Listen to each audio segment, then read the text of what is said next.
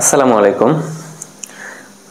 আমার হাতে এই যে তরলটি দেখতে পাচ্ছেন, এটি আসলে খাঁটি সরিষার তেল। বাজারে কম মূল্যে যেসব খাঁটি সরিষার তেল কিনে থাকি, সেটা আসলেই খাঁটি কিনা বেশ সন্দিহান।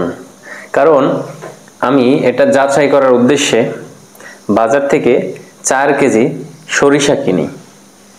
সেই সরিষা থেকে নিজেই তেল প্রস্তুত করার জন্য একটা সরিষার মিলগুলো আছে, সেখানে গেছি।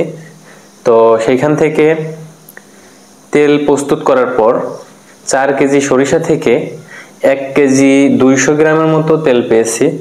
অর্থাৎ প্রতি 1 কেজি সরিষা থেকে 300 গ্রামের মতো আমি তেল পেয়েছি।